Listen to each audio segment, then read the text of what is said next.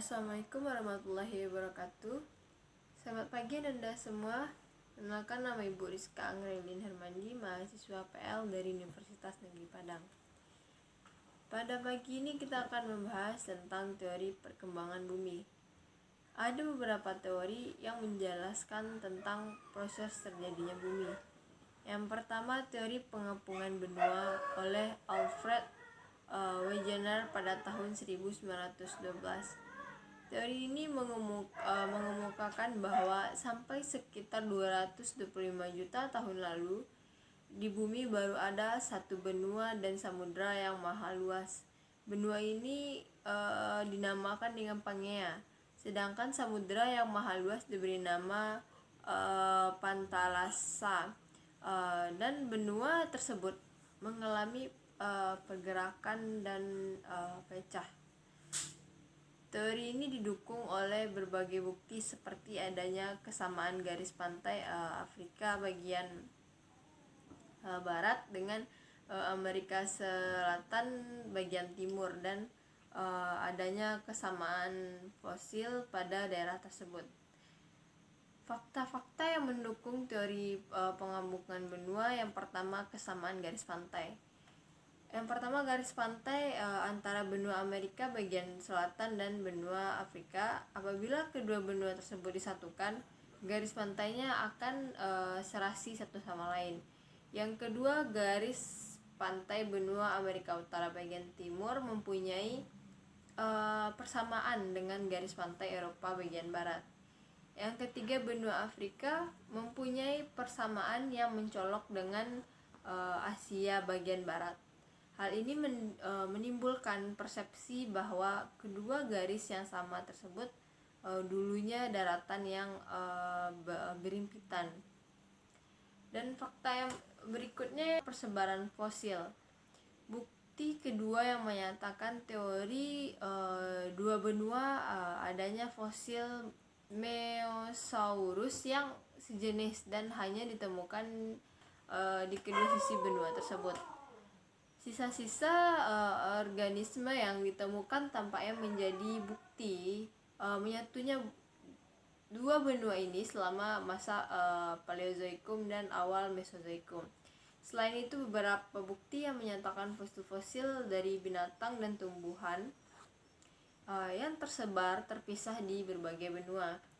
Fosil-fosil tersebut, yang pertama, fosil Sinognathus, suatu reptil yang hidup sekitar 240 juta tahun yang lalu dan ditemukan di Amerika Selatan dan benua Afrika. Yang kedua, fosil Mesosaurus, suatu reptil yang hidup di danau air tawar dan sungai sekitar 260 juta tahun yang lalu dan ditemukan di Amerika Selatan dan benua Afrika. Yang ketiga, fosil Lystrosaurus, suatu reptil yang hidup di daratan sekitar 240 juta tahun yang lalu dan ditemukan di benua Afrika, India, dan Antartika. Yang keempat, fosil Chrysopteris, suatu tanaman yang hidup 250 juta tahun yang lalu, dijumpai di benua Afrika, Amerika Selatan, dan India. Fakta selanjutnya adalah kesamaan jenis batuan.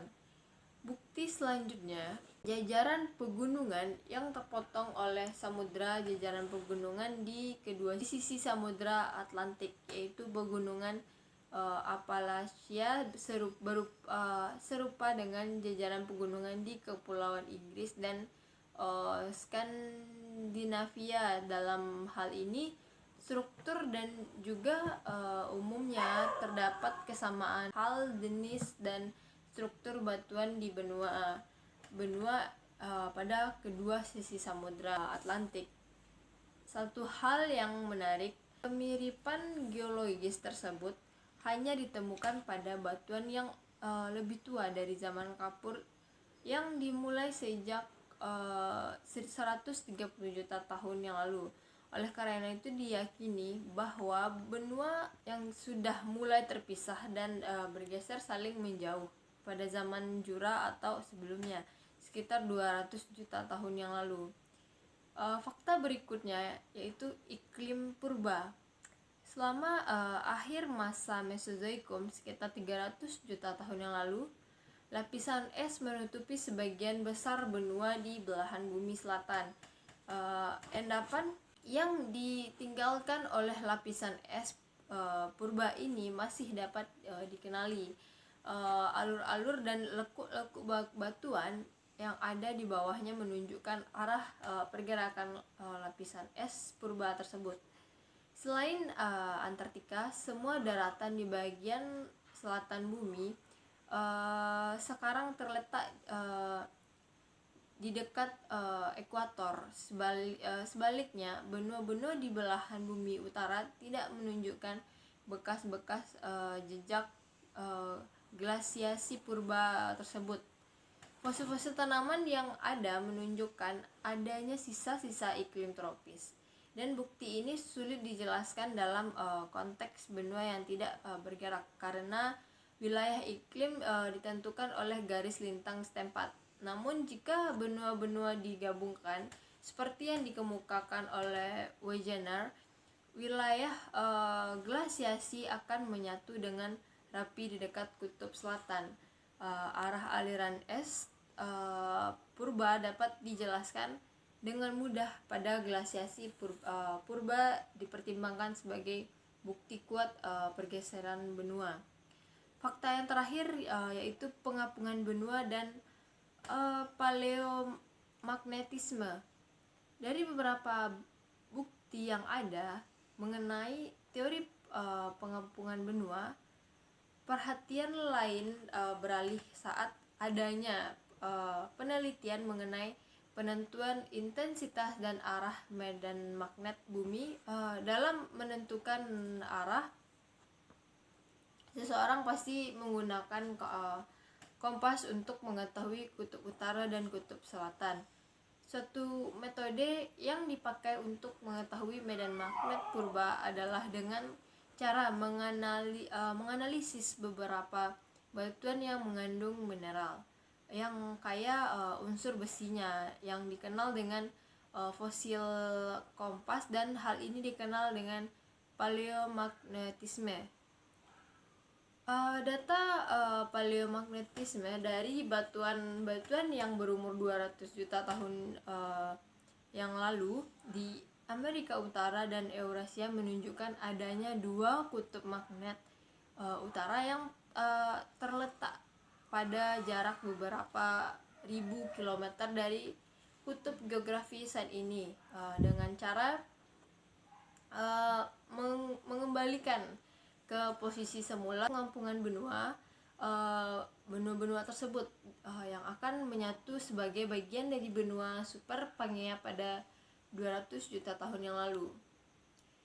Yang kedua, teori Laurasia dan Gondwana. Teori ini dikemukakan oleh Edward Suess pada tahun 1884. Teori ini menyatakan pada awalnya bumi terdiri atas dua benua, yaitu pecahan benua yang berada di sebelah utara dinamakan Laurasia dan di bagian selatan dinamakan Gondwana. Kedua benua tersebut dipisahkan oleh laut sempit yang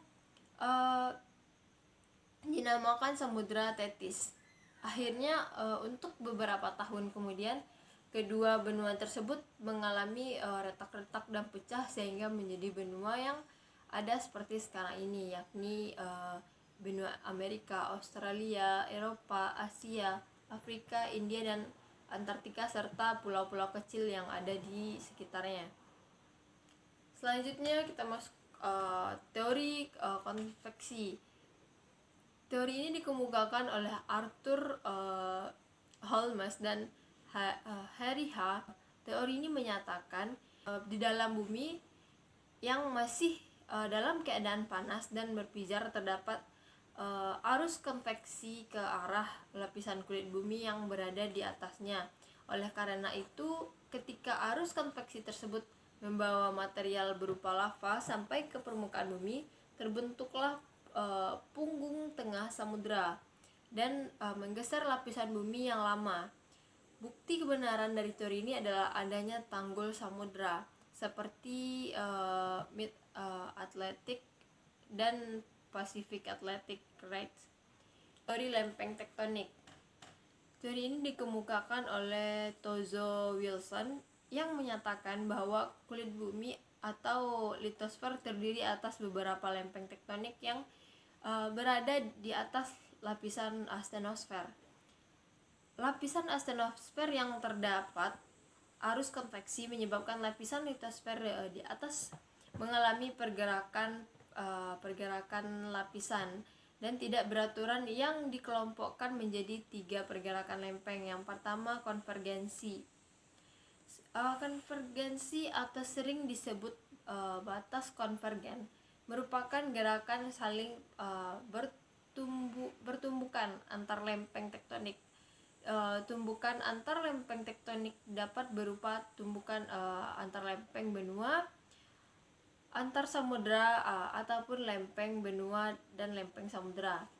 Fenomena yang dihasilkan dari pergerakan konvergen adalah yang pertama, lempeng samudra menghujam es bawah lempeng benua, sering disebut dengan zona penujaman atau subduksi.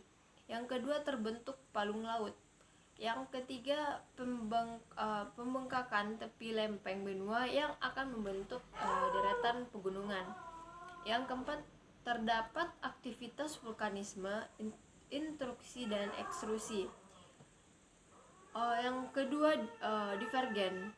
Divergen yaitu gerakan saling menjauh antar lempeng tektonik dan fenomena yang terjadi karena pergerakan divergen. Yang pertama, perenggangan lempeng yang disertai dengan tumbukan di daerah.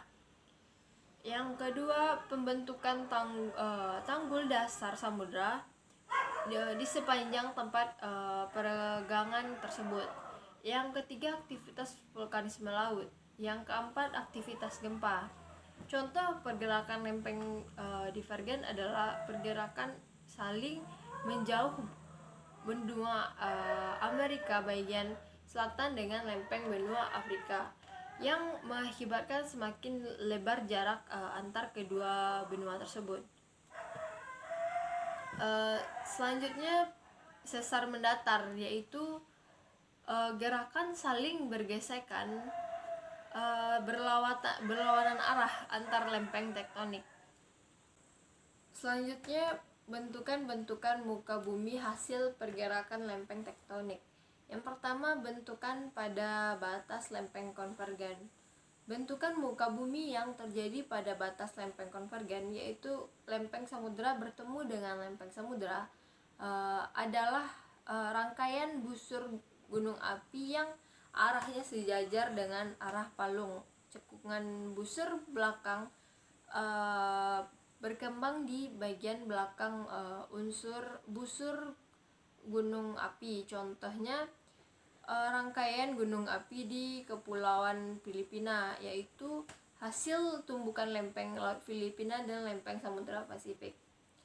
Pada batas lempeng konvergen, yaitu tumbukan antara lempeng samudra dan lempeng benua, bentukan muka bumi yang dihasilkan dicirikan oleh palung prisma, palung prisma skresi, cekungan busur muka, busur kepulauan gunung api, dan cekungan belakang. Contohnya Kepulauan Indonesia, jalur pulau-pulau Sumatera, Jawa, Bali, Nusa Tenggara, dan Kepulauan Banda, Pulau Sumatera tersusun dari prisma skresi, cekungan busur laut, busur gunung api, dan cekungan busur belakang. Pada batas lempeng konvergennya, pertemuan antara lempeng benua dan lempeng benua, contohnya pertemuan lempeng India dengan lempeng Eurasia, menghasilkan jalur pegunungan Himalaya. Yang kedua, bentukan pada batas lempeng divergen. Bentukan muka bumi yang dihasilkan pada batas lempeng divergen yaitu lempeng benua. mengalami pemekaran sehingga terbentuknya laut baru. Contohnya pematang tengah laut yang memisahkan benua Amerika dan benua Afrika, Laut Merah dan yang terjadi di Afrika Timur Utara. Sekian materi dari Ibu yang dapat Ibu sampaikan pada hari ini. Silahkan catat materi yang telah Ibu sampaikan di buku catatan masing-masing. Sekian dari Ibu. Assalamualaikum warahmatullahi wabarakatuh.